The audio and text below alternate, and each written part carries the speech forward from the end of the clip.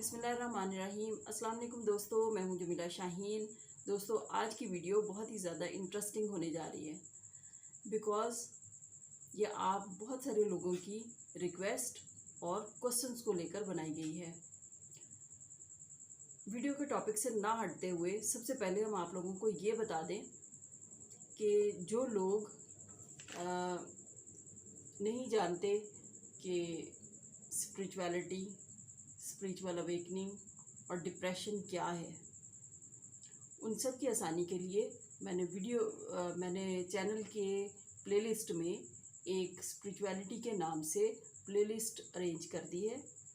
वो चाहें तो चैनल ओपन करें, उसमें स्पिरिचुअलिटी की प्लेलिस्ट को सिलेक्ट करें तो वो तमाम वीडियोस को वॉच कर सकते हैं। और आने वाली भी इस टॉपिक पर और वीडियोस ऑटोमेटिकली इस प्लेलिस्ट में ऐड होती जाएंगी। Now come back to the topic. Today our topic is difference between spiritual awakening and depression. बहुत सारे लोग डिप्रेशन और स्पिरिचुअल अवेकनिंग को लेकर कंफ्यूज रहते हैं, यानी कि दोनों को गड़बड़ करते रहते हैं वो। तो इसमें सबसे पहले तो एक बात हम क्लियर कर दें कि स्पिरिचुअलिटी जो कि पहले से चली आ रही होती है, स्पिरिचुअल अवेकनिंग की फर्स्ट पैरालिटी यानी जो उसकी फर्स्ट स्टेज है वो अराउंड 30 के कहीं होती है, जैसे कि 28, 29, 30 या 30, 31, 32। इसमें कहीं जाकर फर्स्ट स्टेज स्पिरिचुअल अवेकनिंग की आती है। इसमें कुछ अनडिनाइबल पॉइंट्स हैं जो कि स्पिरिचुअल अवेकनिंग और डिप्रेशन को स्प्लिट करते हैं, जिससे आपको दोनों चीज़ें क्लियर हो जाती हैं।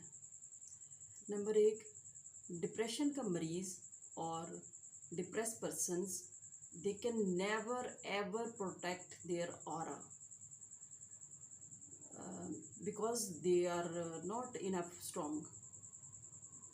They easily allow their aura to shred down or break. जबकि the person who is on the path of spiritual awakening, he or she, guys, I'm not confusing this word.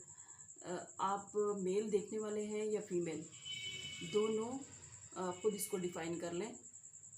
ही हम सिर्फ इस वजह से बात करेंगे क्या बोलते हुए कि हम क्योंकि एक ह्यूमन बीइंग के बारे में बात करेंगे, एक इंसान के नाते मुझे ये सारी चीज़ें जो हैं वो क्लियर करनी है। So that's why I will use he.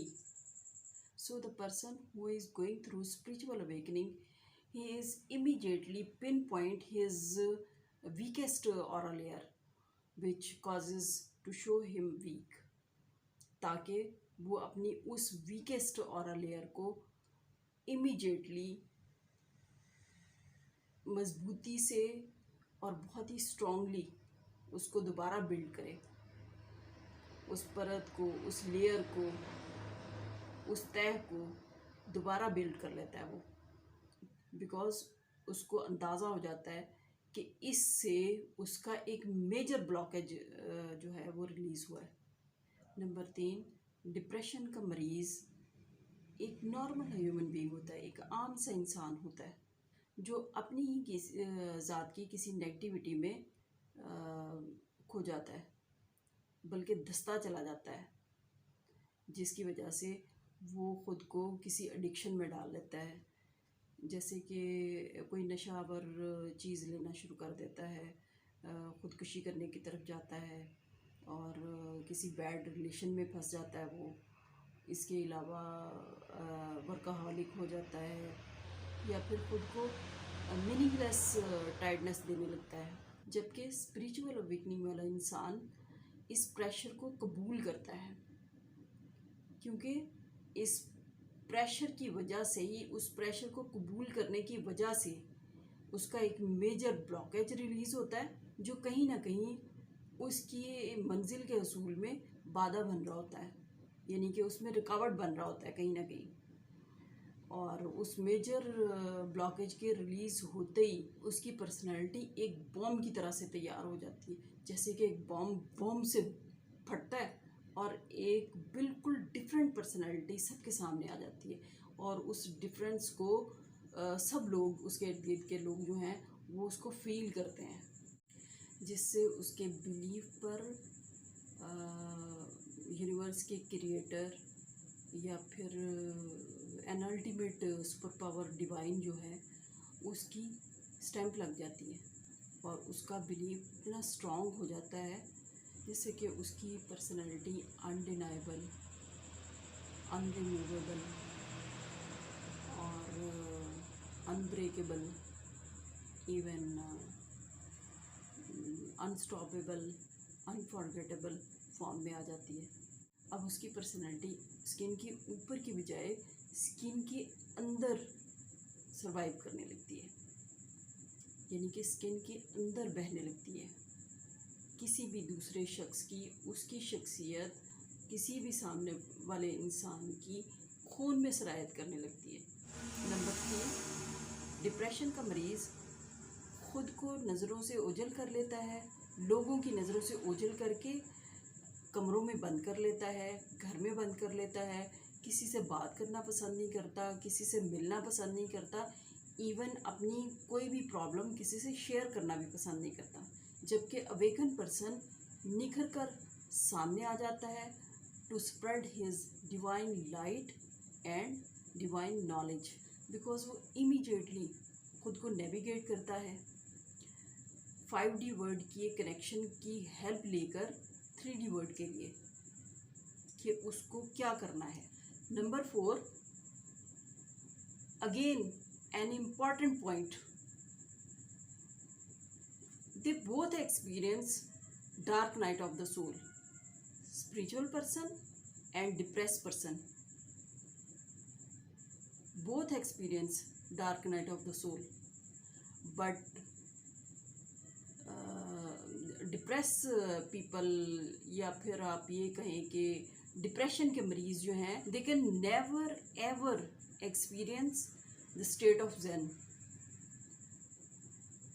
Depress लोग जो हैं उनकी dark night of the soul जो है वो सिर्फ पैनिक अटैक तक रह जाती है, जबकि स्पिरिचुअल लोग जो हैं उनकी dark night of the soul जो है वहाँ से डिवाइन उनको ट्रैवल करके स्टेट ऑफ ज़ेन की तरफ ले जाता है। ये प्रोसेस 3 दिन तक चलता है और इस प्रोसेस में जागती आंखों, खुले कानों, वो एक ऐसा एक्सपीरियंस करता है जैसे कि एक 4x4 का रूम हो और उसमें एक बहुत बड़ा भेड़ों का छत्ता हो, जैसे कि शहद की मक्खियों का एक बहुत बड़ा छत्ता हो, और उसमें सिवाय उस बंद कमरे में सिवाय शहद की मक्खियों की टाइप जो आवाज़ है उसके अलावा और कुछ भी सुनाई ना दे। ये एक्सपीरियंस सिर्फ स्टेट ऑफ ज़ेन जो है ये सिर्फ स्पिरिचुअल अवेकनिंग के पाथ पे जो शख्स होगा सिर्फ वही एक्सपीरियंस करेगा। I think guys you getting me कि भेड़ों का छत्ता जो है वो इतनी छोटी जगह पर अगर हो तो वहाँ पर किस तरह की फीलिंग होगी, यानी उस शोर की आवाज़ कैसी होती है। उस टाइम में आपका कनेक्शन डिवाइन के साथ होता है और डिवाइन के उस कनेक्शन में आपके जहन में, आपके माइंड के अंदर ऐसी डाउनलोडिंग होती है मैसेजिंग की कुदरत की तरफ से कि आपके सामने दुनिया के बहुत सारे पर्दे खुल जाते हैं और आपको डायरेक्ट चैनलिंग होने लगती है। कुदरत की तरफ से आपको मैसेजिंग की डाउनलोडिंग होनी शुरू हो जाती है, जिससे आप पर बहुत सारे राज खुलने लगते हैं, बहुत सारे पर्दे उठने लगते हैं। आपको सब कुछ इस तरह से दिख रहा होता है जैसे कि आपके और उसके दरमियान में एक बारीक सा मखमल हायल है और आपको दूसरी तरफ सब कुछ होता हुआ नज़र आ रहा है।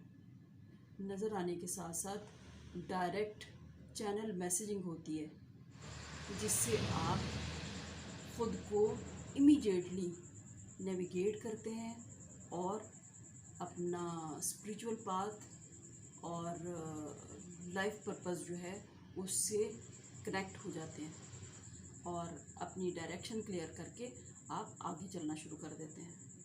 Now this one thing is very important to keep in your mind कि ये एक्सपीरियंस जो है वो सिर्फ़ और सिर्फ वो लोग ये स्टेट जो है वो सिर्फ़ और सिर्फ वो लोग एक्सपीरियंस करते हैं जिनकी 100% नेचुरल अवेकनिंग होती है।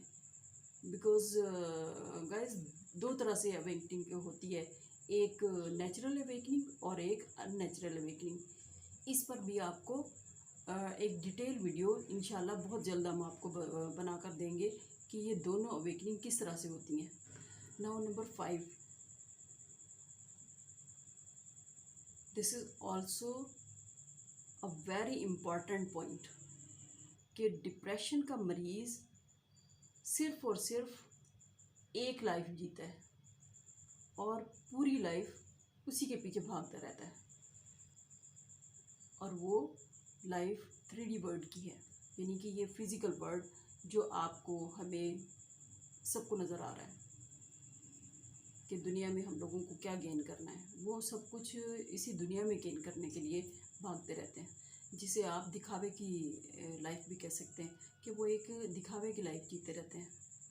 उसके पीछे उनकी अपनी पर्सनल एक ह्यूमन होने की, एक इंसान होने की जो ज़िंदगी है उसको वो भूला हुआ होता है, इसलिए वो हिम्मत हार जाता है।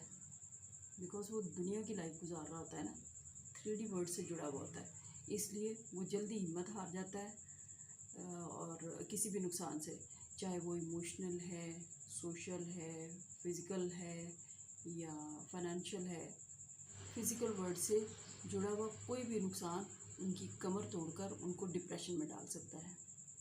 On the other hand, the person who choosed by the god for spiritual awakening is born spiritual seeker, कि वो बचपन से ही उसके अंदर स्पिरिचुअलिटी की एक लगन होती है।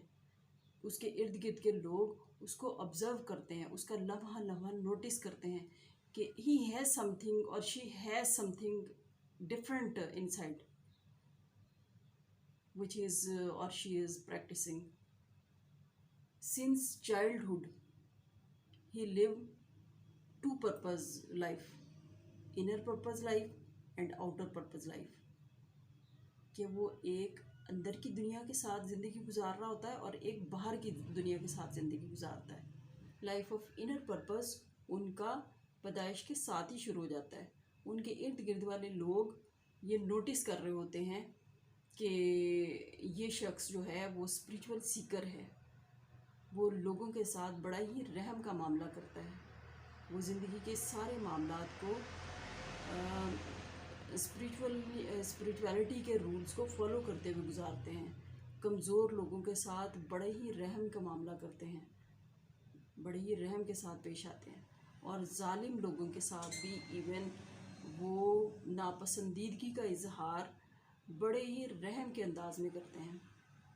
उनकी पूरी कोशिश होती है कि अपने और लोगों से रिगार्डिंग हर मामले के लिए तराजू का कोई भी पलड़ा ऊपर नीचे नहीं जाए, सबके साथ इक्वालिटी से चला जाए। आउटर वर्ल्ड वही उनका 3D वर्ल्ड है, और आउटर पर्पस में भी, आउटर पर्पस लाइफ में भी वो अपने आप को स्टेनर में से गुजार कर अपनी ज़िंदगी को गुजारने की कोशिश करते हैं, यानी एक बुनती में से गुजरना, जैसे कि वो छलनी में से छलनी में से छन कर वो दुनियादारी को भी निभाने की पूरी कोशिश करते रहते हैं। वो दुनियादारी में जैसे कि कमाना, घर चलाना, शादी करना, बच्चे पैदा करना, उनकी परवरिश करना, पढ़ाई लिखाई करना, ये सब चीज़ें भी वो करते हैं। वो कोई साधु महाशय नहीं होते। स्पिरिचुअल लोग साधु महाशय नहीं होते कि सब कुछ छोड़कर जंगलों में निकल गए और वहाँ पर इबादत करने में मसरूफ़ हो गए। ये इस तरह से इबादत करना तो बहुत आसान होता है। दुनियादारी को छोड़कर इबादत में लगे रहना बहुत आसान है, लेकिन वो दुनियादारी को भी निभाते हैं और दुनिया में रहते हुए स्पिरिचुअलिटी जो है उसको भी फॉलो करते हैं। रिलीजियस होते हैं, लेकिन रिलीजियस होने के साथ साथ रिलीजन की मैक्सिमम जो रिक्वायरमेंट्स हैं उनको अपनी लाइफ पर इम्प्लीमेंट करते हैं। अवेकनिंग से पहले वो 5D और 3D में कहीं खुद को देखते रहते हैं और स्पिरिचुअलिटी की तलाश में होते हैं। और जैसे ही वो अवेकन होते हैं वो अपने आप को 5D, 7D और उससे आगे कहीं अपने आप को फील करते हैं और वहाँ पा लेते हैं। यकीनन आपको इन पॉइंट्स के ज़रिए डिप्रेशन और स्पिरिचुअल अवेकनिंग जो है उसकी डेफिनेशन पता चल गई होगी और आप उसको इजीली डिफ़ाइन कर सकेंगे। तो इसके साथ ही दोस्तों मुझे इजाज़त दें। खुदा हाफिज़।